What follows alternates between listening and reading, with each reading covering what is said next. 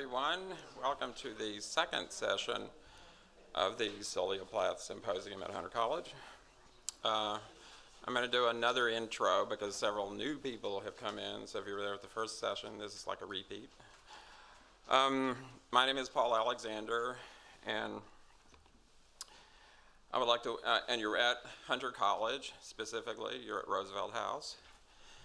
And I pointed out that this is, in fact, where the Franklin Roosevelts lived from 1908 until they moved to Washington when he was elected president. So wander around. The rooms are terrific, aren't they? Especially the ones in the reception room in the back. And this is the Sylvia Plath Symposium. For, as many of us know, for Plath, 2023 would mark the 60th anniversary of her death and the 90th anniversary of her birth year.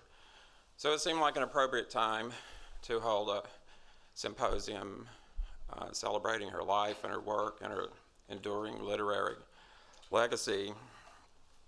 I would like to thank President Jennifer Robb for her generous support in funding this. If it hadn't been for President Robb, this would not have happened. So I think, you know, she's to be commended for, putting on a symposium about poetry, which is not often done these days.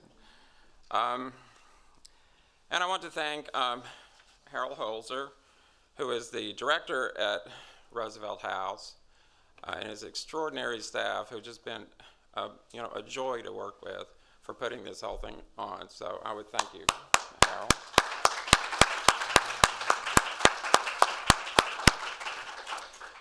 A couple of announcements. We're going to have a poetry reading given by our students here at Hunter at 5 o'clock in that room back there where we've been eating. Near it, close to it. So just walk that way and you'll find your way back to the room. There's going to be several students reading Plath poems for about half an hour. So it's between the last the afternoon panel and the keynote. We'll have a reading back there. I think you should come to it. These are the next generation of Plath admirers. Almost all of them I think I taught, and at one point, either present or the past. Many of them have written papers about Sylvia Plath, very good papers, like that one right there. And also books are available on the first floor near the front door for purchase between the sessions. The authors are all roaming around, so you can get them to autograph your book. So if you would like, go up there and buy Plath books and also books from the authors here. This is the second morning session, and we're going to cover influences with this session. Heather Clark is going to write about in fact, her first book was called Grief of Influence.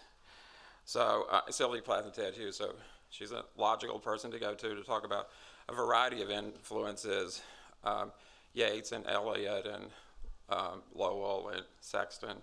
So she's going to give a broad view. Richard Kay is going to give a talk on the influence that D.H. Lawrence had on Plath. But we're going to start today with Susan Cheever, who's going to give a talk about, well, it's basically how life becomes art, is the way she described it to me. So I'll let her give the talk, and you'll know specifically what she's doing. And I'm doing something a little different in that I'm having my students introduce the panelists today. And so for this second panel, Julie Rosenberg is going to introduce the panelists, and she is the chair of our student committee who really helped me organize this whole thing. So if you can welcome Julie.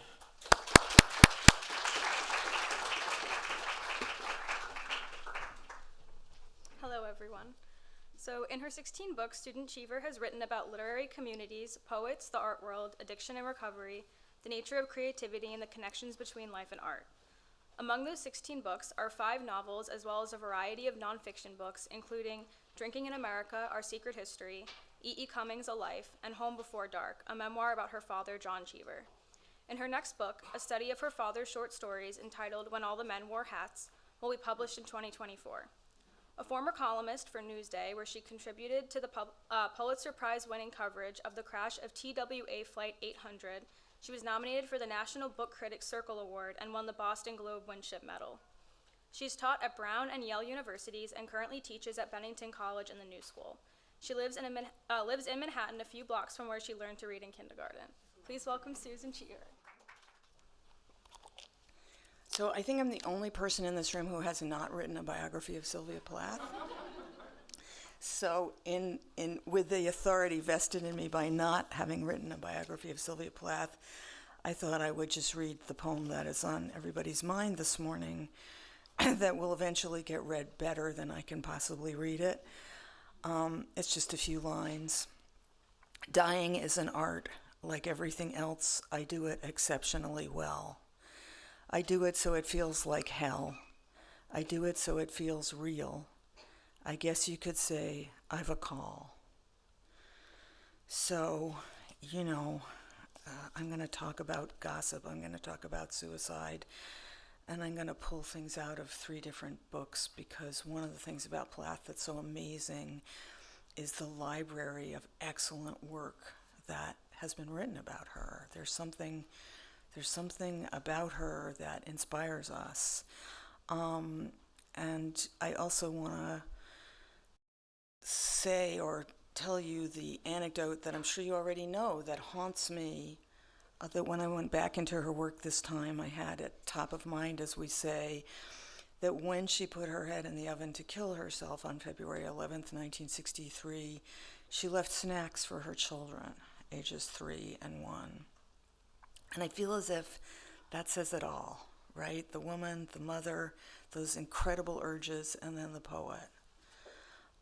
But I'm going to go back to February 63.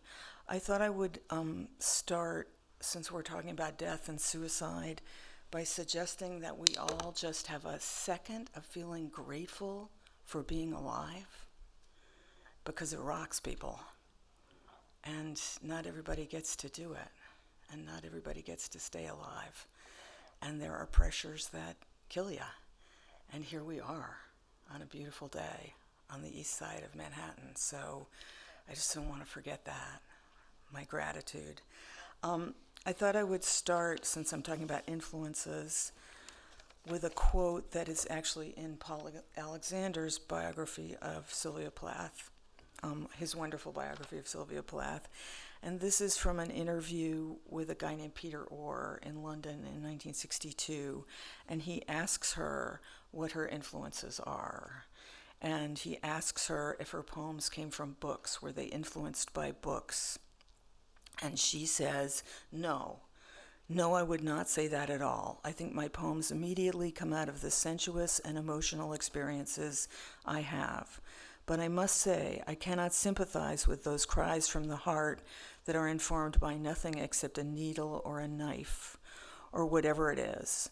I believe that one should be able to control and manipulate experience, even the most terrifying, like madness, being tortured, this sort of experience. And one should be able to manipulate these experiences with an informed and intelligent mind. I think that personal experience is very important. But certainly it shouldn't be a kind of shut box and mirror-looking narcissistic experience.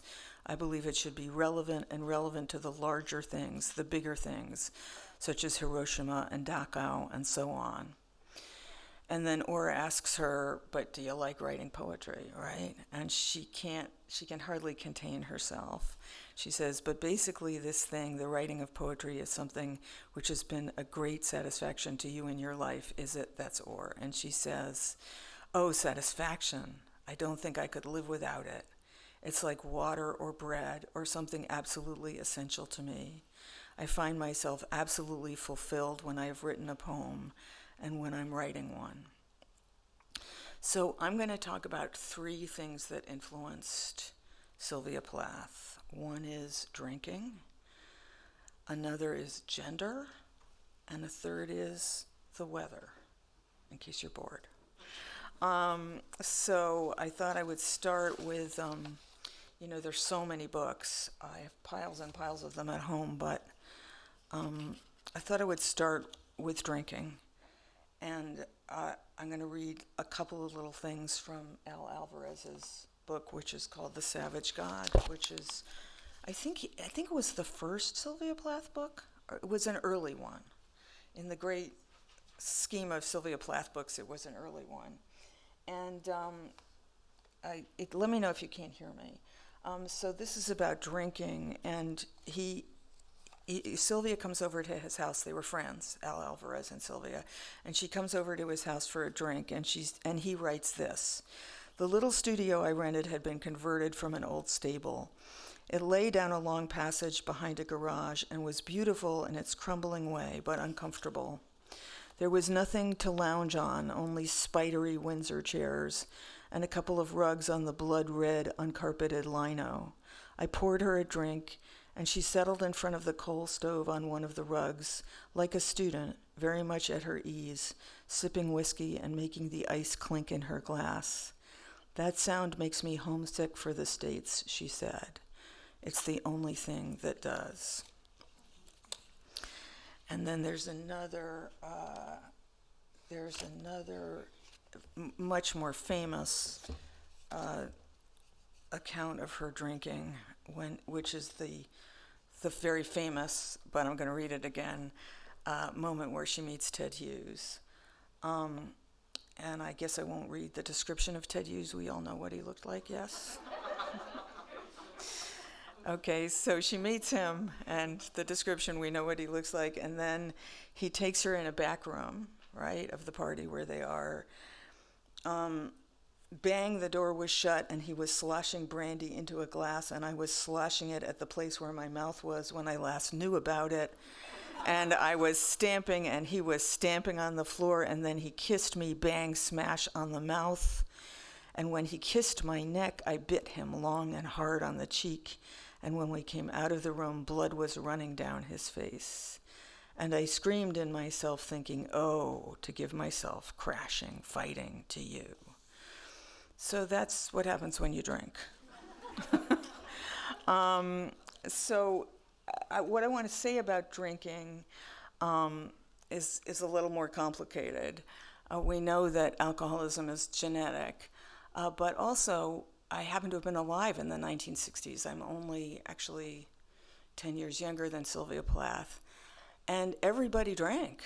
They drank the way we breathe. They drank the way we do, whatever is the most common thing that you don't even think about doing, breathing comes to mind. That's how we drank.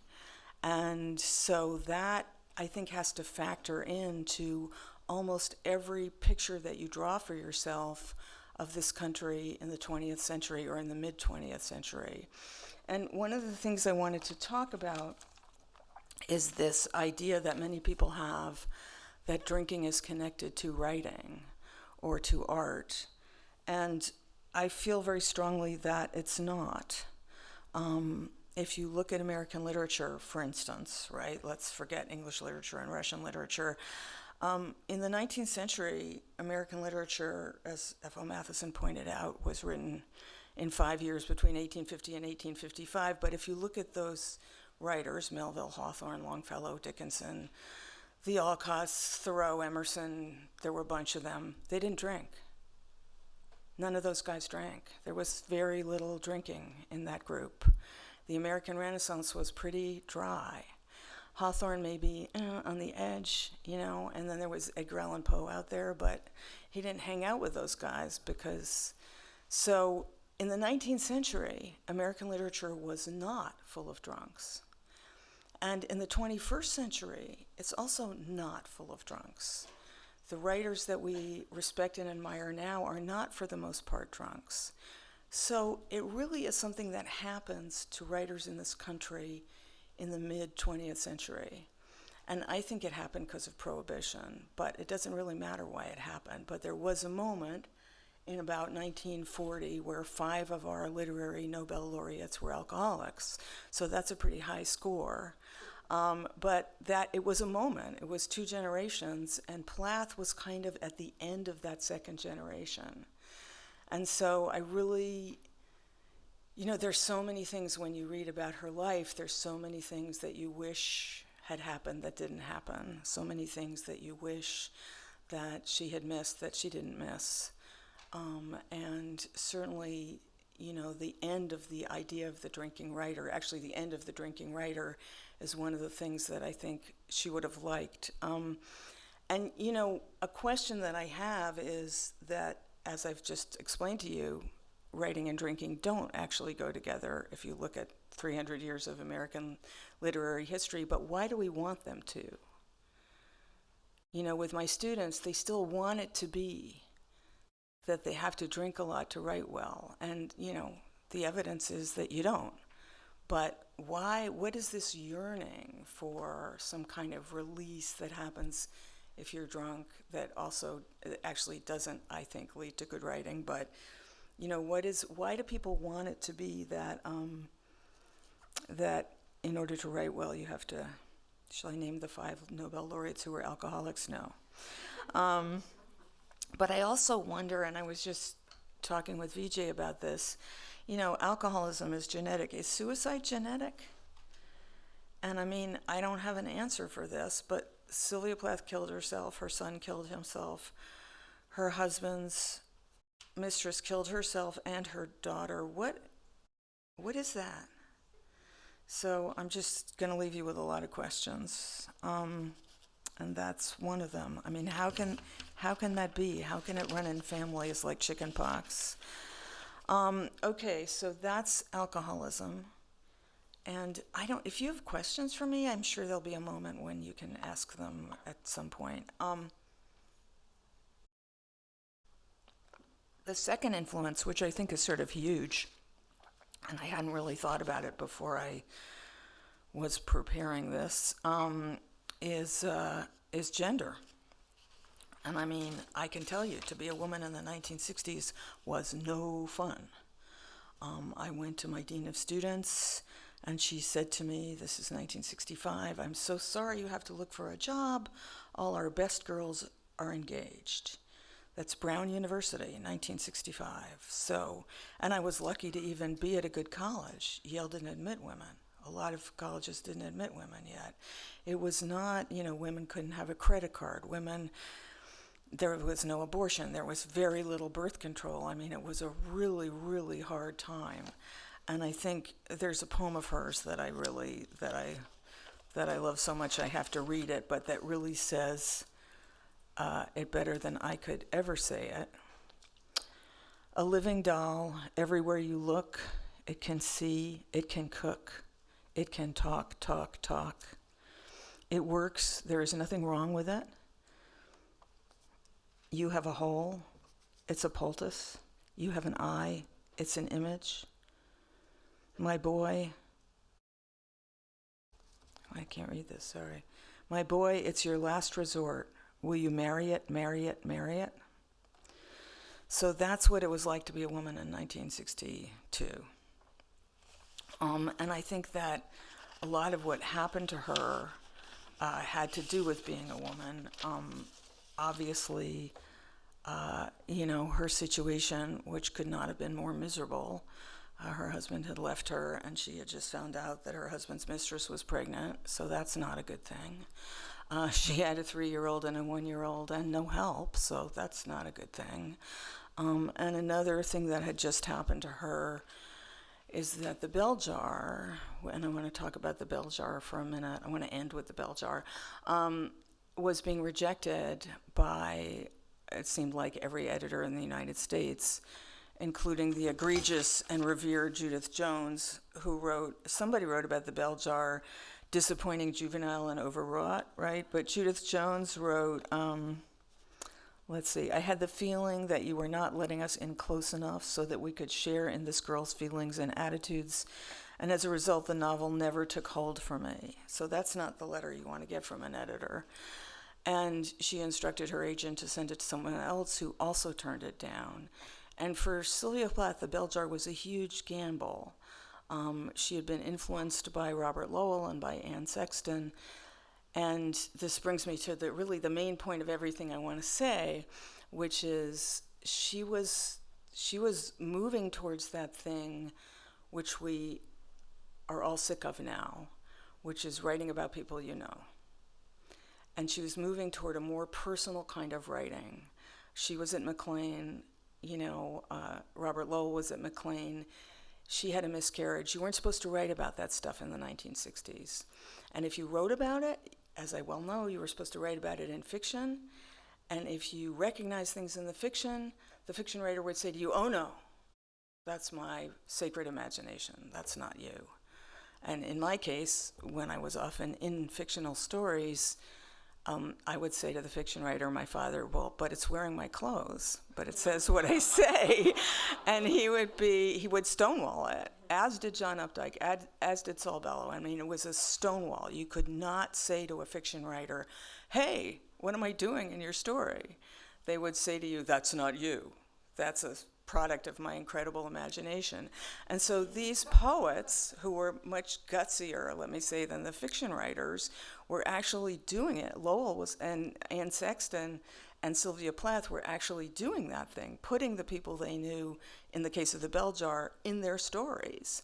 And so she knew it was a huge gamble, and she knew it was an incredibly courageous thing to do, and she thought that when the Bell Jar was published in the United States, she'd make $1 million, because that's how it feels when you betray those closest to you. And I mean that is a good thing, right? It feels like you're going to get $1 million, because you should, right? But instead you get angry letters. Anyway, she had high hopes for the Bell Jar, and although it was published in England, it wasn't published in the United States until long after she died, and then there was plenty of trouble. So I wanted to end by saying how grateful I am to Sylvia Plath, because I grew up in a household where the line between fiction and life was very clearly drawn. You were not allowed to say, hey, that just happened on Tuesday. You had to be respectful of this idea of artistic talent. And even, I remember when I was so excited, I read Humboldt's Gift by Saul Bellow, and I was like, oh my God, that's Richard Blackmer. And I went home to my father and I said, are you aware that this is a novel about Princeton? And he was like, you're reducing literature to gossip. Don't ever let me hear you talk that way again, right? So this whole question of where literature ends and gossip begins, or where gossip ends and literature begins, is very alive for me. And I am now writing a book in which I reduce literature to gossip, taking my father's stories one by one and saying, here's the gossip. And it's really, what I hope to do somehow is say something about the creative process that hasn't been said before, that I don't know yet. I'm not sure that's happening, but we'd be gossiping at the dinner table, right? We'd be gossiping about somebody who, was getting divorced and called the moving truck the minute her husband left for work, and when he came home from work, the house was empty. That's gossip. And then he'd go write The Swimmer with that same image in it, right? So what happened between the dinner table and his typewriter? And that's a process that fascinates me and that I'm trying to get to. So, and one of my mentors, is that the right word? Not my favorite word. One of my heroes is Sylvia Plath, because she was there long before I was. She and Robert Lowell, those poets really break the ice. So I am so grateful to her and to her work for releasing me to do what may or may not be my best work. And yeah, it seems like I've been up here for about a day and a half. Somebody else is going to come and rescue me now, right? Oh. Will I go over there? Oh, I go back there? So our next speaker will be Heather Clark, and she is a 2022 to 2023 Guggenheim Fellow and Professor of Contemporary Poetry at University of Huddersfield. She is the author of Red Comet, The Short Life and Blazing Art of Sylvia Plath, which was a finalist for the Pulitzer Prize in Biography. Red Comet won the Truman Capote Prize for Literary Criticism and the Slightly Fox Prize for Best First Biography. Red Comet was a New York Times Top 10 book of 2021, a finalist for the National Book Critics Circle Award and the LA Times Book Prize, and a Book of the Year in The Guardian, The Times, O, The Oprah Magazine, LitHub, and elsewhere. Clarke is the author of 2 other award-winning books on post-war poetry, The Grief of Influence, Sylvia Plath and Ted Hughes, and The Ulster Renaissance, Poetry in Belfast, 1962 to 1972. She has received recent research fellowships from the National Endowment of the Humanities, the Leon Levy Center for Biography, and the British Library. Her work has appeared in the New York Times, Harvard Review, Poetry, Time, Airmail, the Times Literary Supplement, and elsewhere. She is currently working on 2 books under contract with Alfred A. Knopf, a group biography of Sylvia Plath, Anne Sexton, Adrienne Rich, and Maxine Kumin in Boston in the late 1950s, as well as a biography of Anne Sexton. Please welcome Heather Clarke. Thank you, Julie, and thank you, Paul, for inviting me. It's an honor to be here today amongst so many Plath aficionados. So I'm currently working on a book about Sylvia Plath, Anne Sexton, Adrienne Rich, and Maxine Kumin in Boston in the late 1950s. So I thought I'd talk today about Plath in Boston during that time, that pivotal year of 1959, and talk a little bit about some of the literary influences she absorbed in that time and place. In the winter of 1959, Sylvia Plath grew restless. She and Ted Hughes were living in Boston's Beacon Hill in a two-room apartment with distant views of the Charles River. They had quit their teaching jobs at Smith College and the University of Massachusetts and were trying to make a life as freelance writers. A long-time dream. But as Sylvia knew from her Yeats, in dreams begin responsibilities. After a lifetime of meeting academic deadlines as a student and professor, she suddenly found herself with too much time on her hands. Worse, she was at an aesthetic impasse. Her poetry, she felt, had become too precious, too mannered, too ladylike. In her journal that month, she wrote that she wanted to break out of her glass caul, C-A-U-L. It was a strange, memorable phrase. A caul is an amniotic membrane, sometimes wrapped around a newborn's head, which must be quickly ripped away if the baby is to breathe. The phrase glass ceiling would not be penned for a quarter century, yet Plath was groping her way towards a similar idea.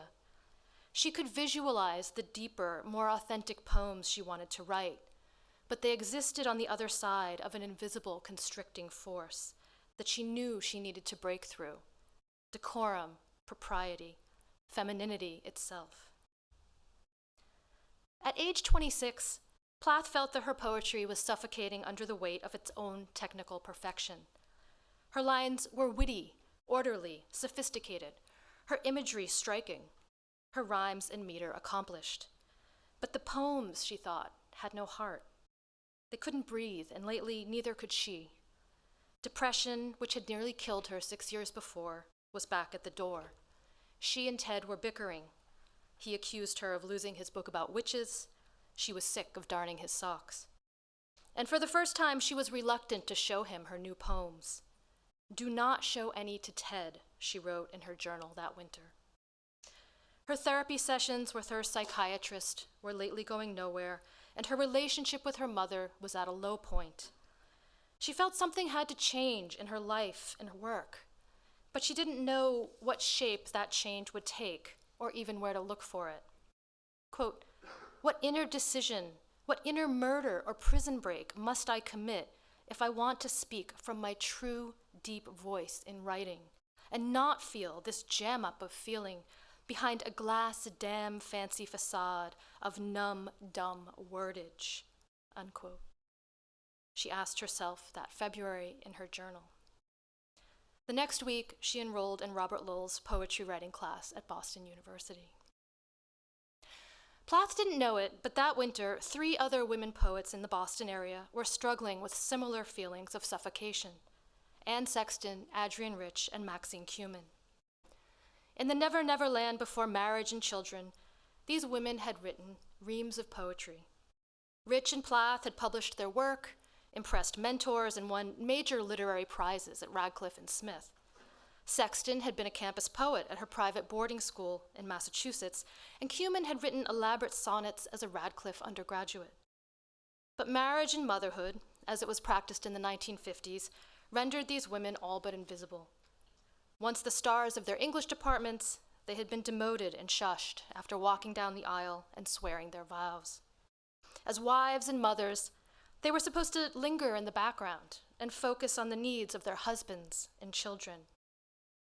The Democratic presidential candidate Adlai Stevenson countenanced such self-abnegation in his 1955 Smith College commencement speech.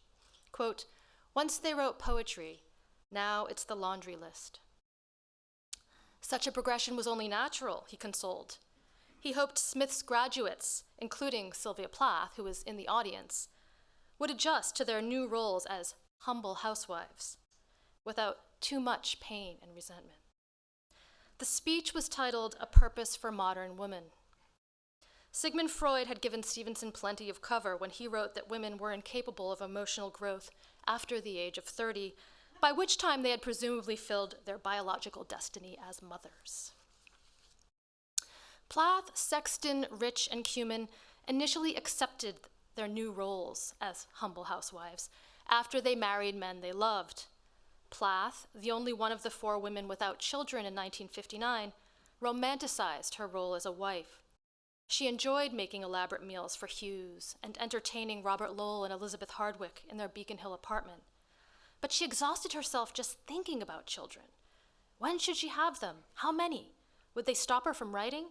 What if she couldn't get pregnant?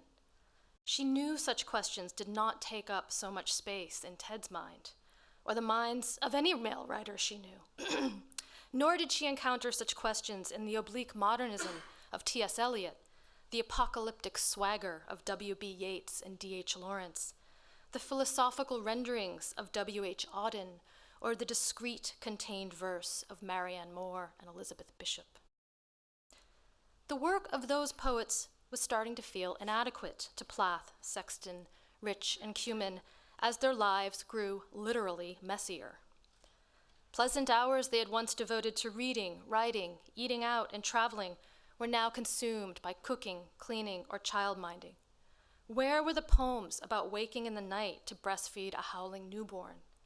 Where were the poems, as Plath later wrote in Lesbos, of viciousness in the kitchen, or the stink of fat and baby crap?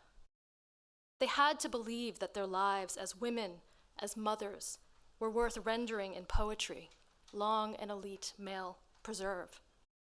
They looked around and saw that the cavalry was not coming for them. If they did not inscribe their realities into poetry, nobody would.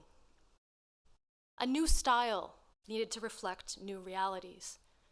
Between 1958 and 1962, these women wrote the poems that heralded, in Adrienne Rich's memorable phrase, a change of world. Sexton's The Double Image and For John, Who Begs Me Not to Inquire Further, Plath's The Colossus, Poem for a Birthday, and Three Women, Rich's Snapshots of a Daughter-in-Law and The Roof Walker, Cumin's Halfway and Life-Saving Lessons. These poems ripped through the glass caul. These were the aesthetic breakthroughs that made them believe poetry still provided a lifeline, that it could reflect their reality as wives, mothers, and writers. These poems served as the bedrock of their future work. Plath, Sexton, Rich, and Cumin found these poems and each other in Boston in the late 1950s. Some critics called this new direction confessional. Plath likened it to breaking taboo. Rich and Cumin felt it was a poetry of private experience, less neat, orderly, and discreet than their earlier work. Sexton, the least educated of the group, or formally educated, didn't bother naming it. She simply mined her pain and tuned it to lyric. The new style, as Robert Lowell called it, did not come out of nowhere. It was influenced by psychoanalysis, Philip Larkin, W.D. Snodgrass, beat poetry, and Lowell himself, of course. But the women took the new style in a new direction and made it their own. Rich and Cumin had always written their poems from a universal male point of view. In the late 50s, they began to write from a woman's perspective, with women speakers. Plath and Sexton wrote about their experiences with breakdown, suicide, and mental hospitals. They drew attention to the links between women's oppression and mental illness, daring to suggest that pathology grew out of sexism rather than the other way round. The four poets never constituted a group, but they struck sparks off each other as close friends and close readers. Cumin and Sexton knew each other best. They spoke by phone nearly every day in the late 50s and left their receivers off the hook as they wrote poetry drafts. Plath and Sexton met and became friends in Lowell's spring 1959 Boston University Creative Writing Seminar. Rich was friendlier with Lowell and his wife Elizabeth Hardwick than she was with Plath, Sexton, or Cumin, but she knew them. Plath had kept track of Rich's career for years, measuring her own success against her rivals, and usually falling short, at least in her estimation. Rich's accomplishments, Plath wrote in her journal, made her, quote, retch quietly into the wastebasket, unquote. The two women met occasionally at parties in Boston and Cambridge in the late 50s, where Rich counseled Plath on combining motherhood and writing, but they never became close. Rich wasn't disposed to welcome newcomers like Plath, Sexton, and Cumin into her orbit. More women poets in Boston meant less space for her, or so she thought then, and she's spoken about this.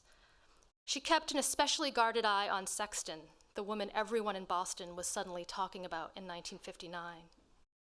They were all keeping their eyes on each other as friends, rivals, sometimes both, as they struggled to break through their own glass calls and write a new poetry for a new age. In the early months of 1959, Sylvia Plath and Ted Hughes socialized in Boston with Stanley Kunitz, Jack and Mari Sweeney, Adrienne Rich and Alfred Conrad, Peter Davison, Robert Frost, Philip Booth, Robert Lowell, Elizabeth Hardwick, and others. That year, writers bumped into each other everywhere. Sexton wrote to W.D. Snodgrass about the many literary parties she attended during the late winter of 1959, where the poets held court. Quote, "It is politics as bad as the university itself. Who do you know, and do you have a new book in process?" Unquote. Plath and Hughes attended many of these literary dinners and parties, but they were somewhat aloof. In late January, the couple decided to move back to England at the end of the year. There, they hoped they could make a living writing for the BBC. Both dreaded the prospect of another teaching job. Plath had been reading more of Lowell that January and wrote in her journal that his poems were, quote, like good, strong, shocking brandy after a too lucidly sweet dinner wine, unquote. She was reading Adrienne Rich's work in January 1959, too. Quote, "Finished her book of poems in half an hour. They stimulate me. They are easy, yet professional, full of infelicities and numb gesturings at something, but instinct with philosophy, just what I need," unquote. Reading Adrienne Rich gave her a sudden desire to write a series of poems about Cambridge or Benidorm, Spain, where she and Ted had spent their honeymoon. Still, by February of 1959, Plath had decided that she was not making enough progress writing at home, and she enrolled as an auditor in Lowell's creative writing class at BU. The class met at 236 Bay State Road on Tuesdays from 2 to 4 p.m. and had an official roster of 5 students, but about 15 others audited the class, including, of course, Anne Sexton and occasionally George Starbuck, who was then a junior editor at Houghton Mifflin and who would eventually become Anne Sexton's lover. Plath initially called the seminar, quote, a great disappointment, unquote. She felt Lowell let his students say things she would not let her Smith freshmen get away with. Felt a regression, she wrote in her journal after the first class. But she continued to attend throughout the spring.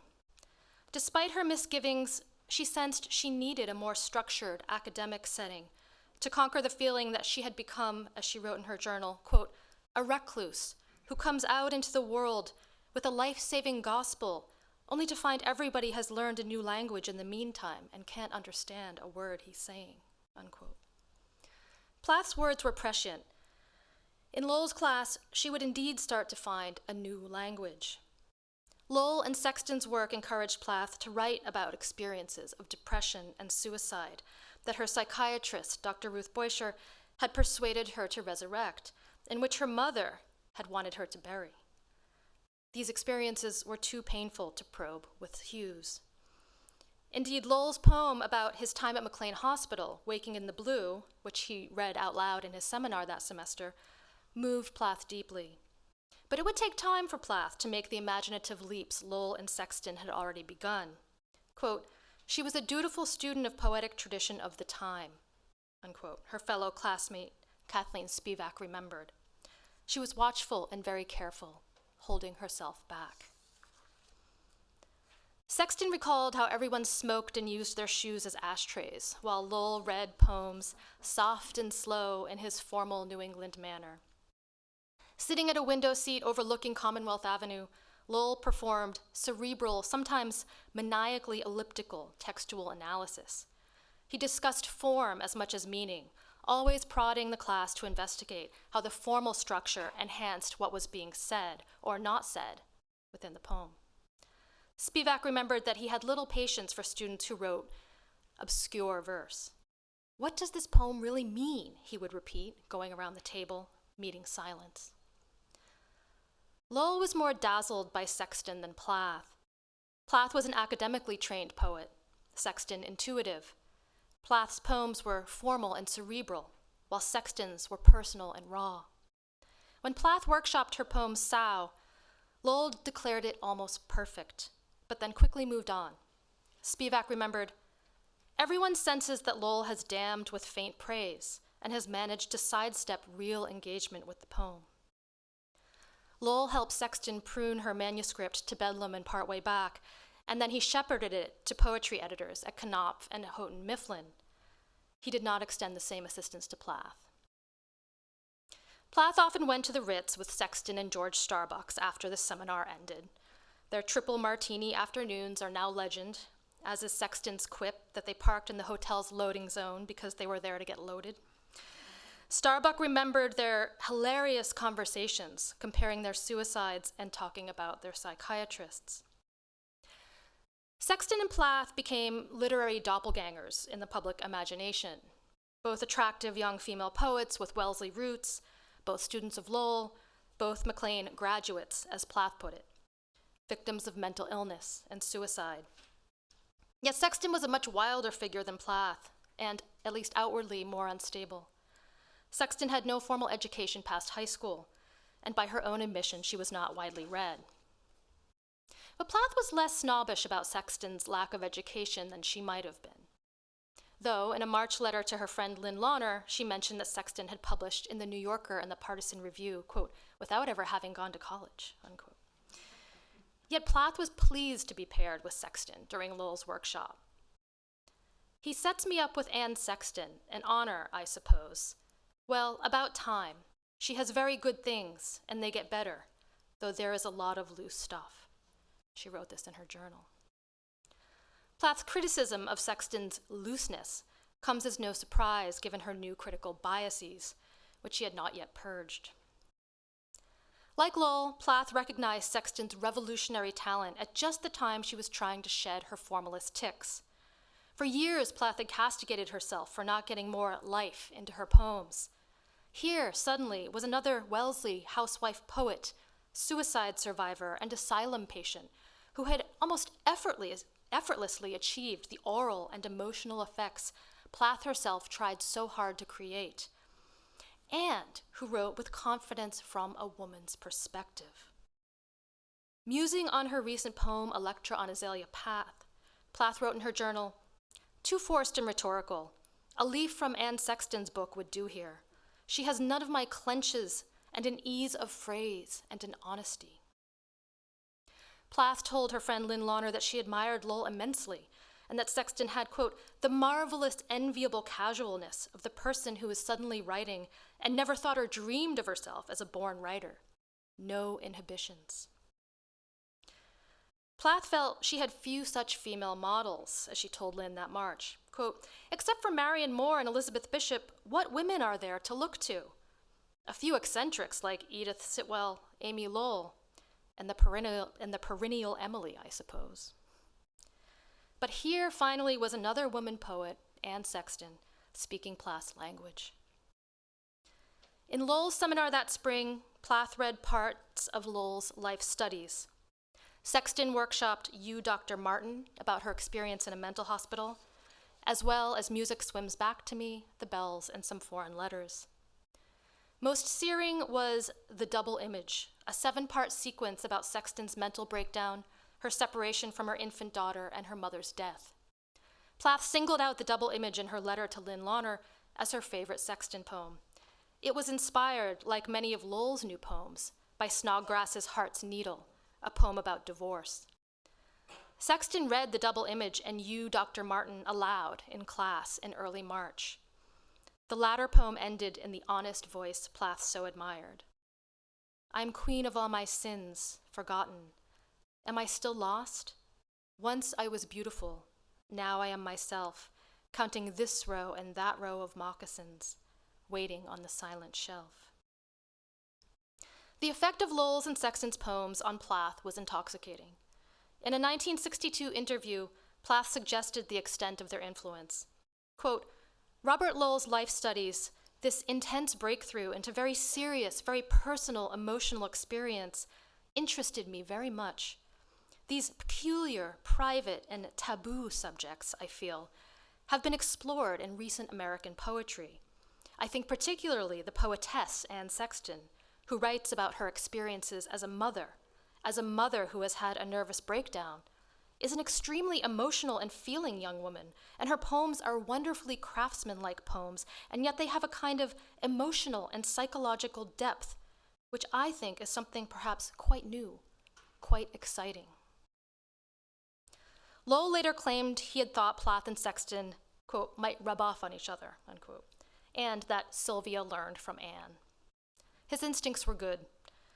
Sylvia wrote Lynn, I am leaving the rather florid, over-metaphorical style that encrusted me in college. The feminine, she put quotes around feminine, the feminine horrors, lavish coyness. The poems I have written in this last year are, if anything, ugly. I have done many in syllabic verse which gives freedom of another sort and excited me for a good while, but they are pretty bare. The ones in the London Magazine are the last of the lyric, florid picture poems. And she wrote this letter in March of 1959. She was referring to her poem Snake Charmer, Lorelei, The Disquieting Muses, which had appeared in that issue. So in this letter, which was composed after 2 weeks in Lowell's class, Plath seems to have hit upon the quality she felt her poems needed, ugliness. Plath likely meant ugly in subject rather than sound, for she continued to write lyrical rhyming poetry throughout that spring and winter. What changed were the kinds of things she was writing about in her poetry, things that were rising to the surface in her therapy sessions with Dr. Boischer, her father's death, suicide attempts, though not her own, a tear-stricken face. These were private, painful subjects that Plath correlated with ugliness in poems like The Ravaged Face, Suicide off Egg Rock, and Electra on Azalea Path. These poems, Plath suggested to Launer, were not pretty, but they were honest, they were real. She explained her method in her new poem, Suicide off Egg Rock, which she had revised in Lowell's workshop. Quote, I didn't choose the garbagey details to prove I wasn't going to blench, but wanted the energy of the waves and dog and child to be equally as terrifying to the man in despair. As you will see, I try for certain absolutely plain lines in it, pure statement, but of course the words twist in and try to color it up. Plath was referring to her description of gas tanks, factories, flies buzzing around the carcass of a dead fish. That plainness and purity was something Plath was learning from Anne Sexton and Robert Lowell on Tuesday afternoons. The masks were coming off in her weekly therapy sessions with her psychiatrist and in her poetry. Inspired by Lowell's and Sexton's honesty and pushed toward a tougher voice by Hughes, Plath thought she was finally breaking out of her glass caul. Thank you. Our next speaker will be Richard Kay, who is a professor of English at Hunter College and in the PhD program in English at the CUNY Graduate Center. He's the author of The First Tragedy, Desire Without End in Victorian and Edwardian Fiction, a collection of essays he has edited on Oscar Wilde's The Picture of Dorian Gray, entitled Dorian Gray Forever. It is forthcoming later this year from Oxford University Press. He is working on a book about Sylvia Plath entitled The Ordeal of Love, Sylvia Plath, Richard Sassoon, and a Mid-Century American Romance. He is the editor of D.H. Lawrence Review and the 50-year-old journal devoted to the life and writing of the British author. Please welcome Richard Kay. Thank you. I want to say thank you to Paul Alexander for organizing this conference, and to Roosevelt House, and also to Hunter College's president, Jennifer Robb, who pitched in with really generous funding. This is a talk not only about Sylvia Plath's debt to D.H. Lawrence, but it seems fitting that this, during Women's History Month, which we're here to celebrate, it's also a talk that focuses on her mentorship by her Cambridge teacher, Dorothea Crook, who was a really important figure in Plath's life, and I think probably her favorite teacher, just hands down. When in 1960, Sylvia Plath signed the contract with the publisher William Heinemann for her first book of poetry, The Colossus and Other Poems, the only collection of her poems published during her lifetime, she and Ted Hughes marked the occasion with a meal at Bianchi's Italian restaurant in London's Soho district. Hughes presented Plath with a gift, a copy of the 3-volume complete poems of D.H. Lawrence. The book, incidentally, this particular book seems to have been a touchstone for female poets of the era. 5 years later, in one of her first published pieces of criticism, Adrienne Rich reviewed the American edition of this volume in Poetry Magazine. A glowing review, by the way, which is really interesting to think about given Rich's later career.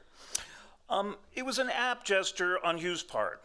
Plath held an intense, lifelong fascination with Lawrence, evident in some of her poetry, her journal entries, her correspondence, and her plans for her fiction.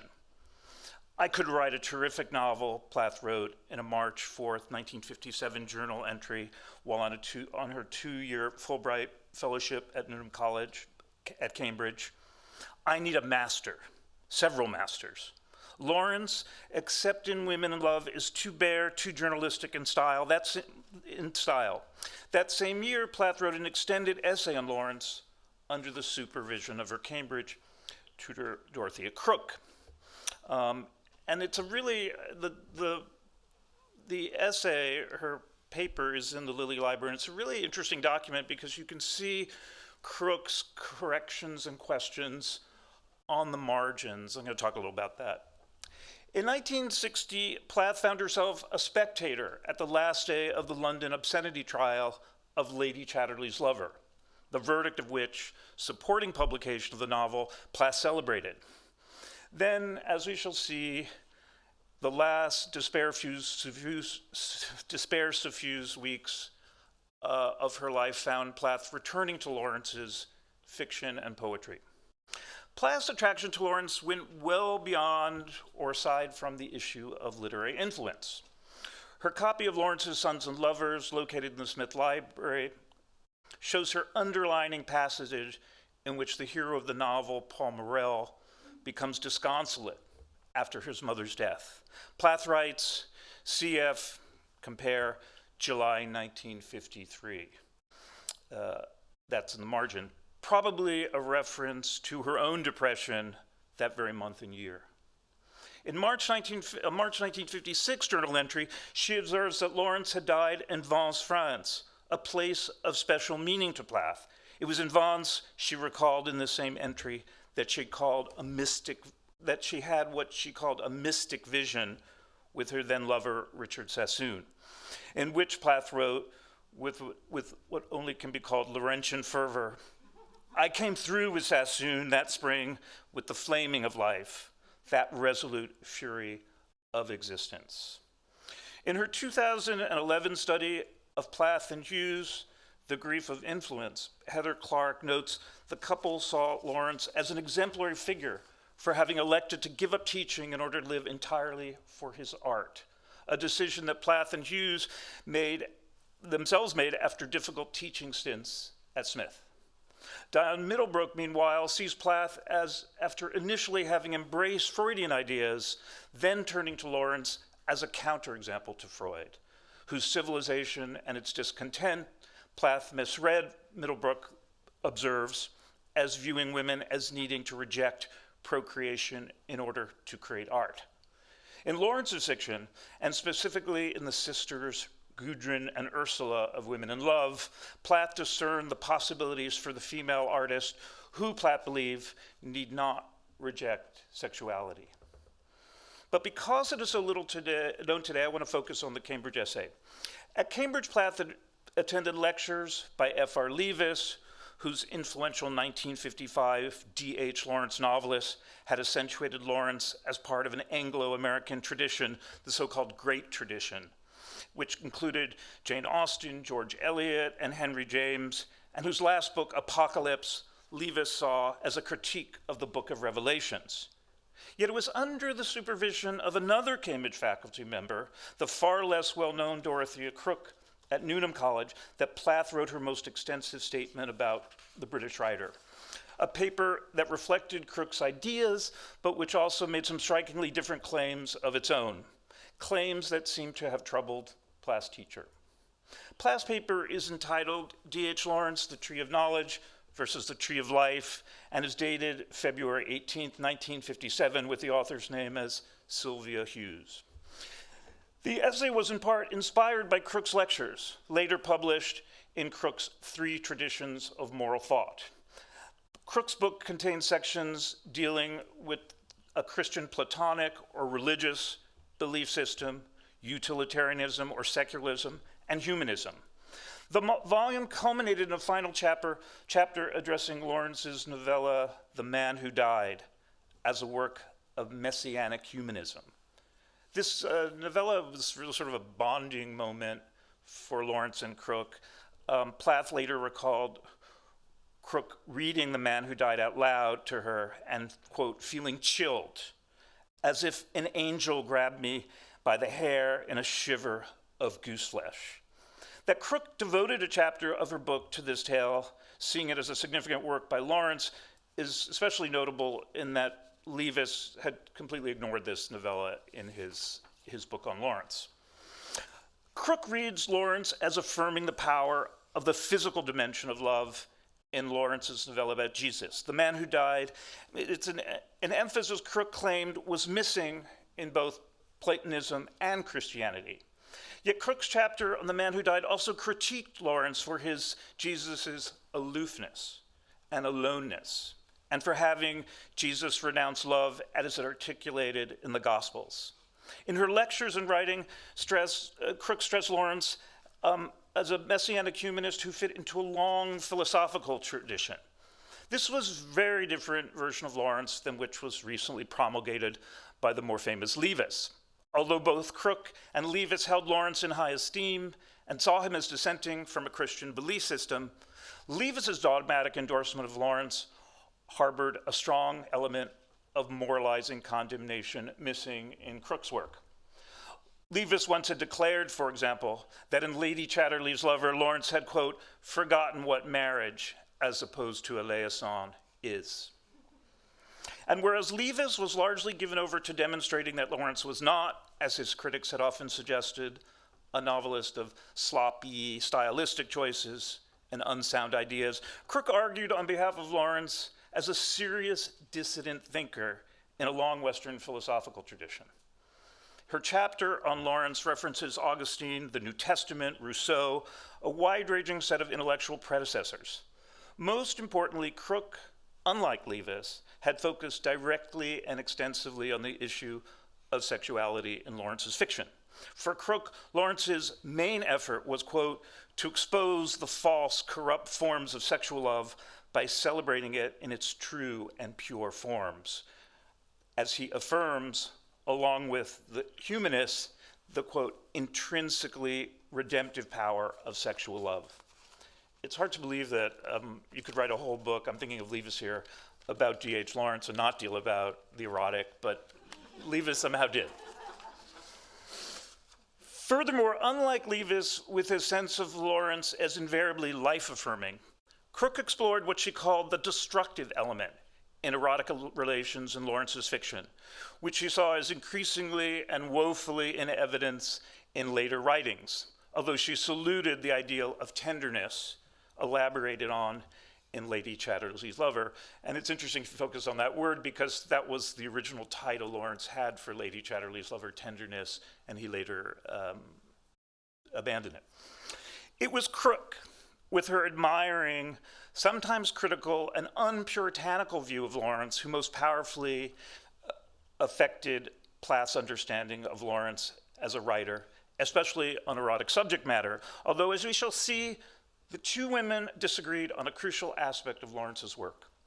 Like Crook's three traditions of moral thought, Plath's essay is absorbed in Lawrence as a writer of ideas and is largely uninterested in him as a writer of certain formal or stylistic achievements. More than Crook, she is absorbed in and attracted to the idea of Lawrence as a visionary pessimist. To the extent that there is an argument animating Plath's highly impressionistic essay, it is that Lawrence diagnoses man's ills as owing to a science that, to quote Plath, quote, attempts to explain the intrinsically inexplicable, and a love will that kills spontaneity, along with a promiscuity that places sex on a level with eating beefsteak. Plath sees Lawrence as claiming that modern man suffers because science kills mystery, and man himself kills spontaneity even as he pursues sex merely as an animal appetite.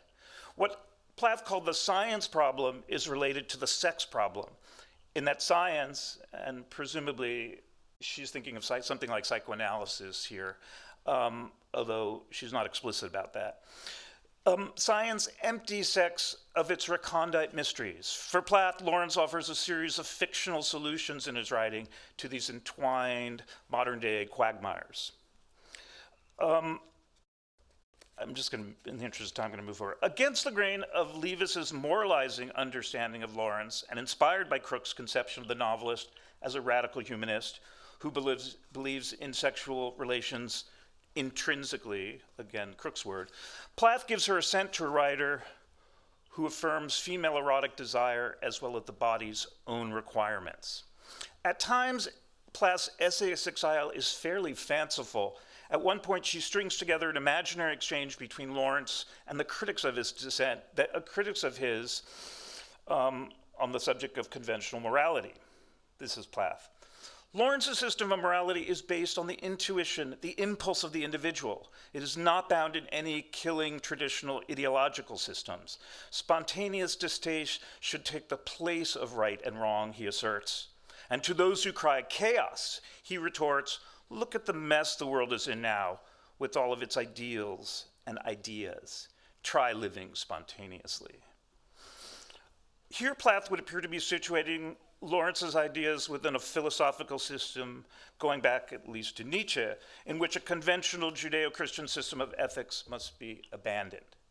Crook's handwritten comment on these pages, on these sentences in Plath's paper, expresses skepticism at Plath's evident assent to such ideas, as if to draw her student back from a precipice into which Lawrence has led her.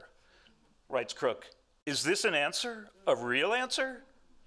To Plath's remark that, quote, the implication is that spontaneous hate is infinitely better than faked love, Crook writes in what reads like a humanist admonishment directed at Plath as much as at Lawrence, yes, but neither of them is good. Similarly, when Plath glosses two lines from Lawrence's Fantasia of the Unconscious, writing, sex as an end in itself is a disaster, a vice, but an ideal purpose which has no roots in the deep sea of passionate sex is a greater disaster still. And now we have only these two things, sex as a fatal goal, which is the essential theme of modern tragedy, or ideal purpose as a deadly parasite. Crook comments, "We must have both, sex and spontaneous ideal purpose, not automatic ideal purpose." Crook inserts another cautionary query. Are these alternatives exhaustive? With these comments, one senses Crook blanching at Plath's evident acceptance of Lawrence's radical idea that modern man faces a radically delimited set of choices. Chaos versus an overturning of traditional morality. Tragic fatalistic sex versus unspontaneous sex driven by an ideal purpose. It is at a few of these telling moments of disagreement between teacher and student that one can see two strikingly different views of Lawrence. With Crook, the humanist critic, skeptical of Lawrence's apocalyptically charged philosophy, and Plath, far more willing to embrace Lawrence's endorsement of spontaneity as an unassailable value in its own right. It is worth recalling that at Smith, Plath had admiringly read Nietzsche, whose "Thus Spake Zarathustra" she called, quote, "the Bible of individualism at the moment." I'm going to move to another moment in the Cambridge essay that I think is really quite extraordinary. It's the moment, really the only moment in the essay where Plath expresses disappointment in Lawrence. And she focuses on that famous scene in Lawrence's Women in Love, the gladiatorial scene between, the wrestling scene between Rupert Berkern and Gerald Kreitch. Those of you who saw the Ken Russell movie years ago will remember Alan Bates and Oliver Reed, thank you, sort of wrestling around. So this is what Plath writes. The gladiatorial chapter describing the wrestling match between Berkern and Gerald in terms of the, quote, physical junction of two bodies clinched into oneness, but Berkern's attempt fails. It is difficult to define what is meant by a physical intimacy between men here. Among our men, anything more intimate than a jocular poke in the ribs smacks of homosexuality. The warm cheek kissing of the Latin men is looked upon with embarrassment. Bruderschaft, another mystery. And if anything, Lawrence does not develop his idea of the mutual physical understanding between his men beyond their wrestling match. Close, noble physical combat perhaps will serve. Plath's querulousness regarding Gerald and Berkern's passionately fitful relationship is perhaps somewhat literal-minded, given Lawrence's relative boldness in his depiction of the erotically charged relationship between these two men. Yet her comments also reveal an advanced, and with their reference to uninhibited Latin culture's worldly understanding of same-sex erotic relations between men, relation which in Britain and America in 1957 represented a legally and socially perilous activity. Moreover, Plath's focus on the homoerotic element in Women in Love represents not only an advance on Leavis and Crook, neither of whom had discussed this. Plath's essay represents one of the earliest articulations of the issue of homoerotic relations in criticism of Lawrence's writing. You can't really find people talking about that wrestling scene before Plath's essay, no doubt because her essay wasn't intended for publication, right? It was being given to her teacher. Plath focuses too on the provocation presented by Lawrence's writing, his reputation for uncleanliness of mind, and the discomfort he can generate even among avid readers. Why is Lawrence so misunderstood, Plath writes? His reverence for the body is so far from the cheap, dirty-mindedness of which his righteous detractors accuse him. He does not assert the role of sex above the role of the spontaneous ideal purpose. If he emphasizes the former, it is because he needs emphasis so much more than the latter. Lawrence sees so much, and so much is fine. The paper concludes with a blend of rapt admiration and baffled ambivalence, but ultimately reaches a resolution in Lawrence's favor. In short, Plath critiques Lawrence for his pseudo-scientific claims, but salutes the poetic logic of his work. In February 1958, 1 year after she submitted her essay to Crook, Plath reread several of Lawrence's novels and was struck by the resonance in her own life. For the first time, she read Lawrence's The Rainbow, the one work not discussed in the Cambridge essay. I opened The Rainbow, which I have never read, and was sucked into the concluding Ursula and Skrabensky episode and sank back, breath knocked out of me, as I read of their London hotel, their Paris trip, their riverside loving while Ursula studied at college, she wrote in her journal. This is the stuff of my life. I felt mystically that if I read Woolf, read Lawrence, these two, why? Their vision so different is so like mine.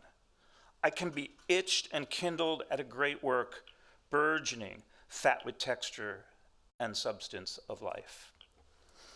Some 4 years later, on October 22nd, 1962, after Plath's marriage to Hughes was collapsing, and 4 months before her suicide, Plath returned to her copy of Lawrence's complete poems that had been Ted's gift.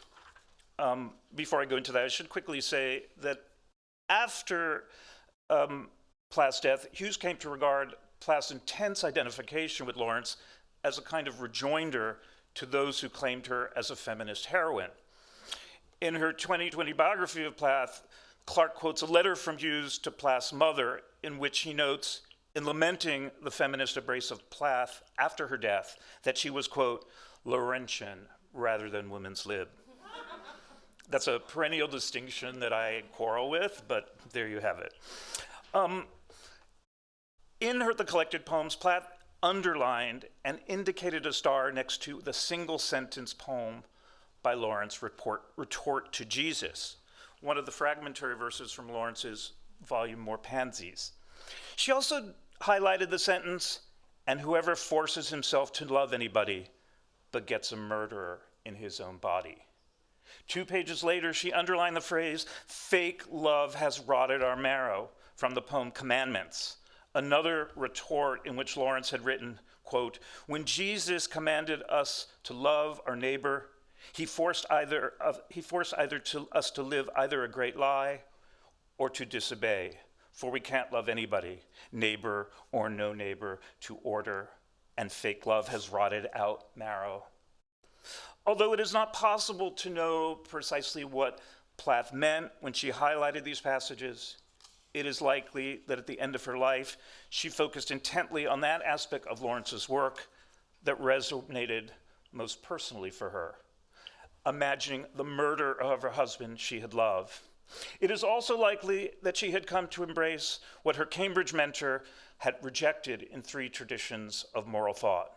That is, Plath had become drawn to Lawrence, the corrosive Nietzschean skeptic of the received wisdom of Judeo-Christian moral doctrine. Thank you.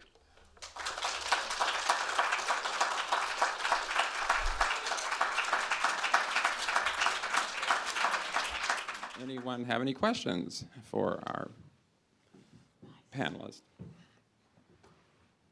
Yeah. Eva, were you raising your hand? Hold on. I can. Yes. I was actually taken by when you cut yourself off with the feminist versus Laurentian, and kind of wanted to hear a bit more about that, because Okay. I had exactly those thoughts. You need a, grab a mic, Okay, Yep. sure. or they can't hear us at home. Does this work? Yes.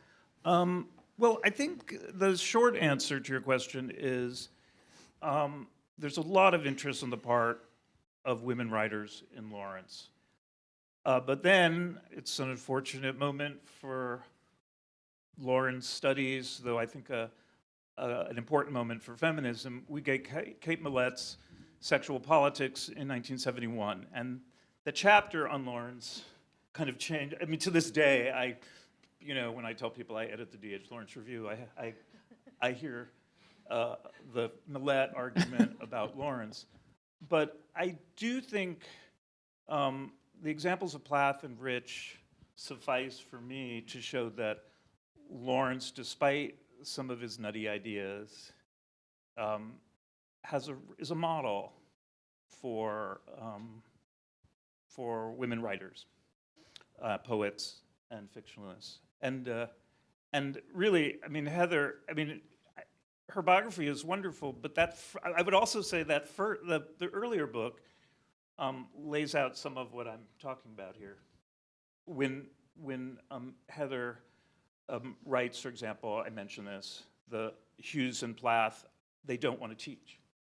They don't want to teach. And Lawrence, amidst great poverty, also chose not to teach. I have a question for Heather. Where was that piece that you read? Where is it from? Is it the new book? That I read just now. Yes, but most of it was. Some of it. It was brilliant. but, And so tell us a bit about sort of the process, or where are you in the process with that book? I'm about 300 pages in. How long is it's this not going one? to be 1,000 How long is pages. this one going to be? It will. I'm making myself stop at page 400 this time.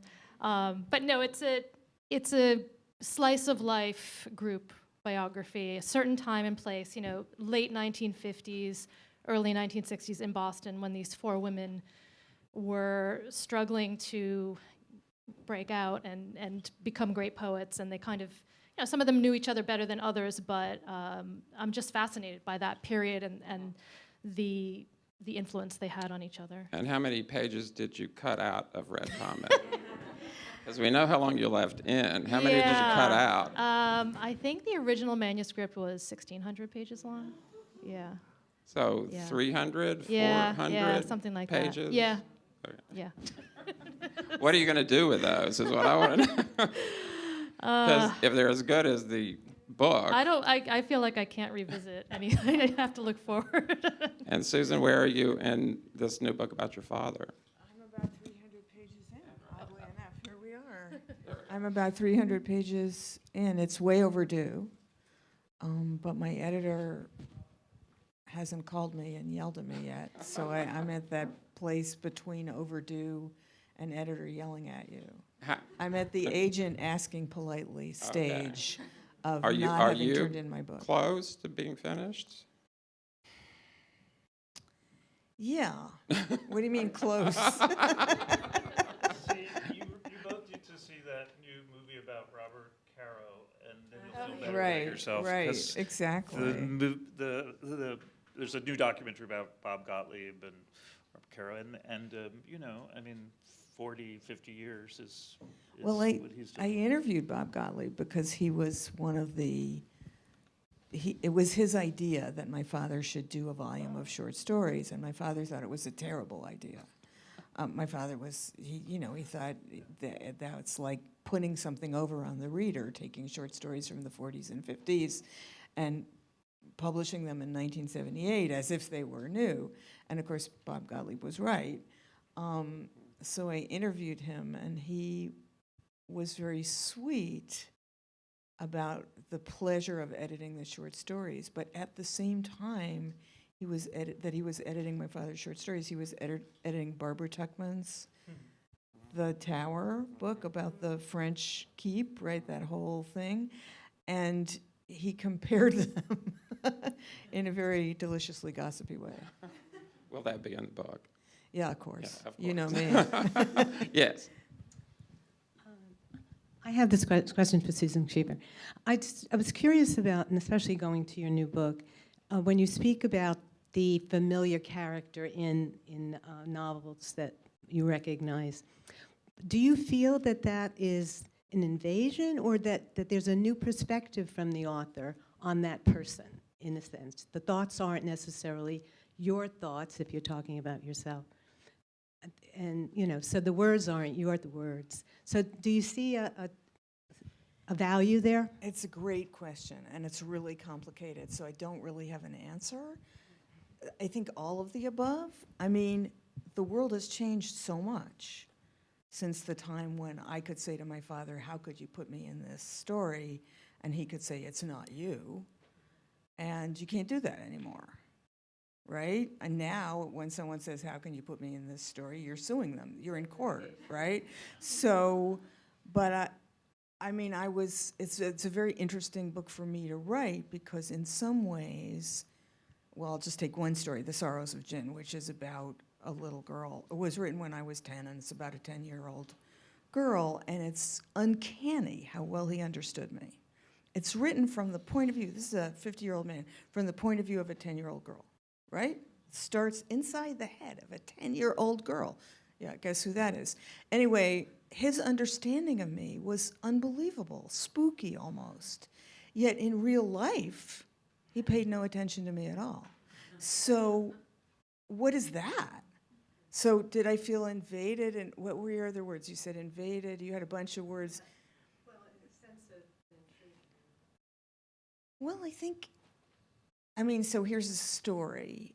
In one of the stories, The Hartleys, which he told me not to read, so I immediately read. We all go on a ski trip that we all went on, and I'm wearing the clothes that I was wearing, and the little girl on the ski trip gets crushed to death in the ski tow. Right.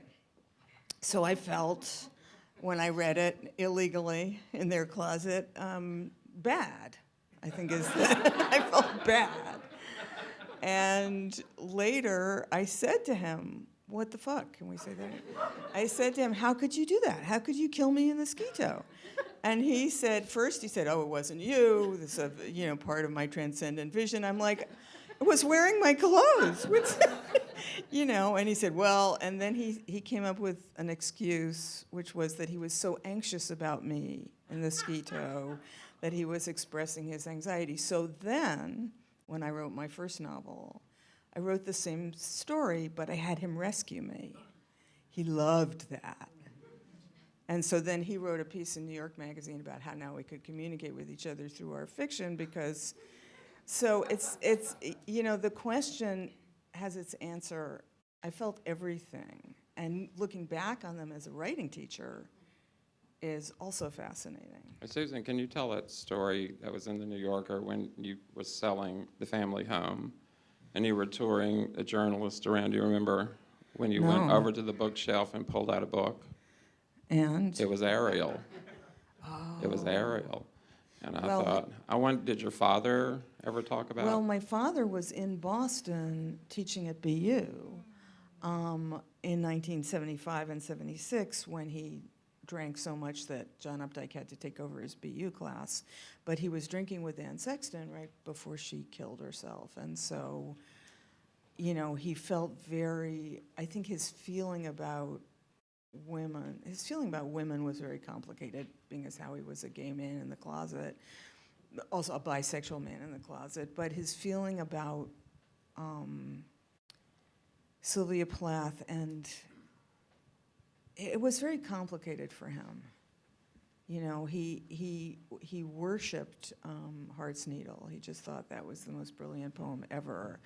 But women talking about, I'm just seeing this now, women talking about their lives in that personal way, that's very threatening if you're a gay man. He had a big secret, my father, and a lot of his energy went into keeping that secret. It had to.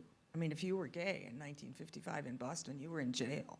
So, it isn't like he made up this, it was a big, big secret, and I think women frightened him. How am I going to get to you? Hold on. You'll know. You're next. You got it? Okay. Thank you so much. It's so wonderful to be having this discussion in the home of the Eleanor Roosevelts. Forgive me. So I just wanted to thank Heather Clark. Your biography has meant so much to me. It really got me through the pandemic. Thank you. But I wondered if you could talk. Sylvia Plath died in 1963, the same year that Betty Friedan published The Feminine Mystique. Your work does so much to illuminate her implicit and at times explicit feminism, and I wonder if you could speak to that. Yeah, she died about a week before The Feminine Mystique was published, and I often wonder, I find myself having those what if moments, right? If she had lived to experience the women's movement, and if she had some of the tools, right, that Adrienne Rich had and also pioneered as well. Rich described herself as waking up from sleepwalking. That she'd been sleepwalking her whole life, and the women's movement woke her up. And so I do wonder what would have happened.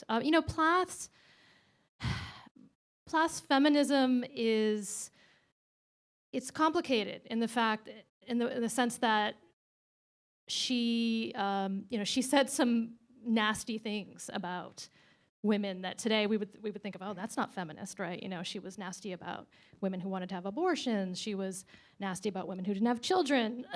Excuse me. She derided her Newnham Dons. She called them grotesques.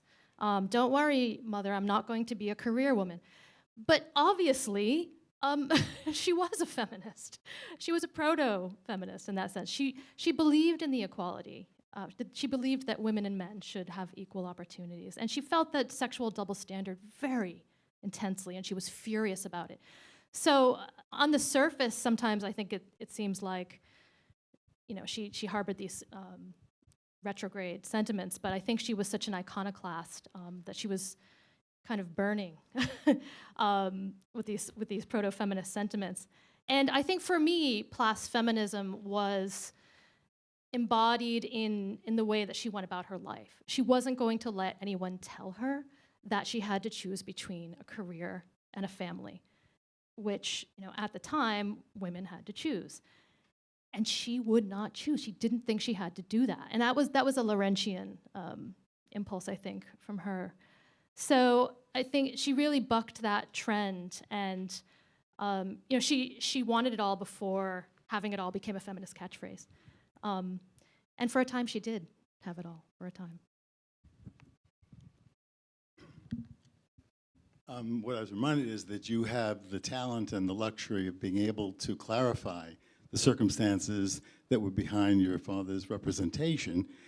If you're Aurelia Plath and your daughter writes a book that sells how many copies, and there's a depiction of your daughter lying in bed in the same room and envisioning strangling you to death, or writing a poem like Medusa, in which you portray her as having an eel tentacle, and you only have possibly the opportunity, with the permission of Ted Hughes, to write the introduction to Letters Home, it's a less comfortable environment in which to exist. So that the appropriation of someone else's existence, biography, or whatever, is a luxury that some can enjoy by being able to respond to, but Aurelia Plath never did. Well, Aurelia Plath is a fascinating figure because,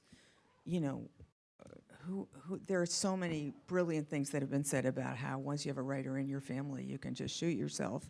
That's not how it's put. But you're right, she didn't have a chance to have a comeback, but neither did most of anyone that my father wrote about, neither did my mother. In other words, this is the nature of certain kinds of fiction and certain kinds of poetry and certain kinds of nonfiction, and it was verboten in 1963, in 1959. People didn't write about that stuff. When Sylvia Plath has a miscarriage, people didn't write about that stuff. And so, you weren't, if you got written about, you weren't allowed to protest because it wasn't you, because people didn't write about their mothers. So it's really interesting how our idea of what writing should and shouldn't do has progressed. Another interesting part of it, which I think is related, is that if you look at the bestseller list in 1963, no women. Harper Lee, that's it. And so all writers were men, and all writers could pretty much say what they wanted to say about anybody, and you weren't allowed to say to them, hey, I didn't do that. I mean, I don't want to compare her to Aurelia Plath, but my mother appeared quite recognizably in many of my father's stories, as you can imagine. And, they would get in fights, and he would win them in the pages of The New Yorker. I mean, that isn't really fair. And people reading The New Yorker thought it was like the National Geographic of the Cheever family. I mean, they don't say to themselves, this is fiction. They say, oh my God, look at her, she's doing the laundry in the kitchen. So, it's a very complicated question of when a writer, of any kind of writer, uses quote unquote real life, whatever that is. What are the rights of the people who are used? Is it And, you know, my students are now like, you know, did he have the right to tell that story, right? Who has the right to tell what story is now a big deal. Let me tell you, in 1963, nobody asked that question, right? In fact, in 1973, nobody asked that question. So this is a brand new question. Do people have the right to tell other people's stories? So I'm fascinated by how far our ideas of what writing, which is an ancient practice, of what writing can and can't do. But certainly there have been plenty of corpses along the way. We'll take 2 more questions. Anyone? Yes. Hi, I guess my question is, it's a hefty question, mainly for Heather, but if anyone else has an answer to it.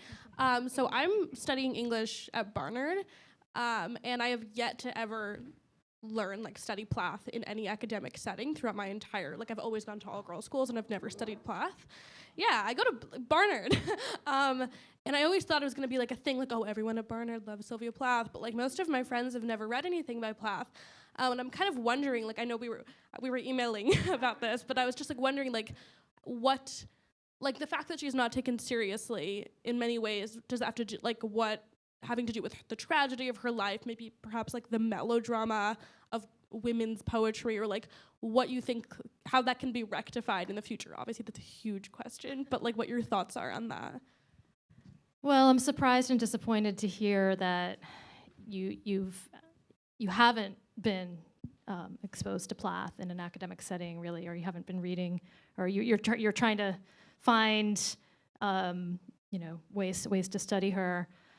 That surprises me, I guess. I don't know. I think we've come a long way, actually, in terms of the way that we think about Sylvia Plath now, as opposed to maybe 20 years ago. And I think a lot of that has been because of really, really good scholarship that's been written on Plath. And I feel like there's a renaissance going on right now. And, Amanda and Peter are a big part of that. And, but also people like Tracy Brain in the early 90s, who wrote this book called The Other Sylvia Plath, which, started to question some of these stereotypes and complicate our understanding of who she was. And Tim Kendall's book on Sylvia Plath, which really, I thought, brought out the irony very well in Plath's work. Vijay was talking about Plath and irony before, and that's a big, I was so happy when I heard him say that, because I think she is such an ironic writer, and that we don't necessarily appreciate her irony as much as we should, and especially in The Bell Jar, which I see as a very political novel, very Cold War novel. Anyway, I think there's a lot of great scholarship right now going on about Sylvia Plath, and it's just getting better and better as far as I can tell. And I would just say read the books, read the read the academic books, because they're dense, but they're good. Well, And just to actually, build on, I'm sorry. in the fall here, I'll be teaching a class in Sylvia Plath at Hunter College. If you want to come over, we'll welcome you. Just come on over. Yes, Richard. I just wanted to build on what you were saying, Heather, about the trend in Plath criticism. What I've noticed is a very healthy interest, Robin Peel, Deborah Nelson, in Plath as historically, socially, politically tuned in.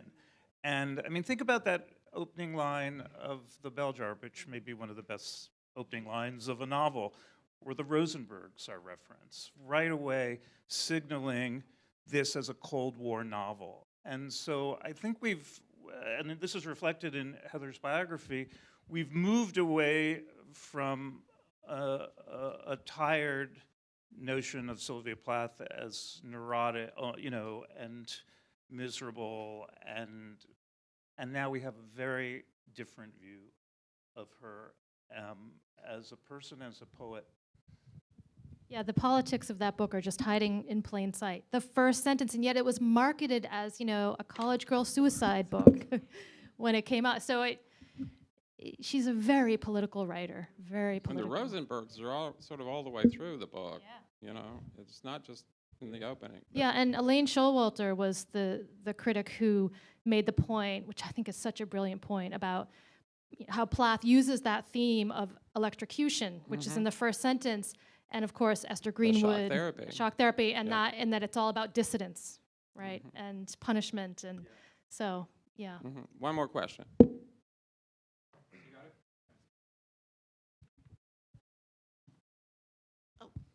So is this working? Yes. Yeah. Oh, well, Susan Cheever mentioned drinking in Sylvia Plath and sort of a nature nurture. And then I was struck when I read Heather Clark's biography, which was what you did, what Richard Ellman did for Joyce, I think you did for her, the time and place. But the pharmacological ending of her life, you know, I never read biographies, maybe one other, but followed her through poetry and her you know, bell jar and journals. So that struck me. No one speaks about that, the drugs that she was given, and you know, one did one thing, the other did another, and how that could have determined things, you know. So I just was thinking of Cheever and you. Yeah, there was a lot of new information that came out while I was writing the book, and Harriet Rosenstein was somebody who had started a Plath biography in the early 70s, but she had abandoned it. But you know, she was just a master researcher. She interviewed scores and scores of people when their memories were fresh, and this was before the internet. I mean, she just left a treasure trove. It's now at Emory University, and so there was a lot in there that added to our understanding of Sylvia Plath's last 2 weeks. And yeah, there was information from her doctor about the drugs that she was on and the weird reactions she may have had, and whether or not that could have been a factor, right? So we just don't know. But yeah, it hadn't really been looked at, and I think it is an important part of the puzzle, and the trauma that she suffered from her first batch of ECT at Valley Head. You know, she was traumatized from that. So. We thank our panelists. You want to add something, Susan? You said you were going to talk about the weather. Oh, yeah. Do you want to talk? What about the weather? There's a wonder. Another thing that happened on February 11th, 1963, is that there was terrible weather, and there's a fantastic passage in Heather's book about Sylvia Plath's affinity to the weather and her feeling that the weather changes her mood more than drugs. And, you know, yeah, I did say I was going to talk about the weather. And then, so drinking and suicide are intimately related, and there are all kinds of statistics, some right, some not right. And so when I ask if suicide runs in families, which I think I remember to do, we know that drinking runs in families. But what struck me about reading about her this time was how much of the drinking was clearly hidden in plain sight, because everybody was drinking all the time. And I mean, I think my understanding of her really changed this time around, thinking about what it was like to be a woman, which is sort of the subject of Heather's new biography. In those years, it was brutal, and everybody was drunk, including one. So We have lost so much. And on that note, Richard, would you thank our panelists?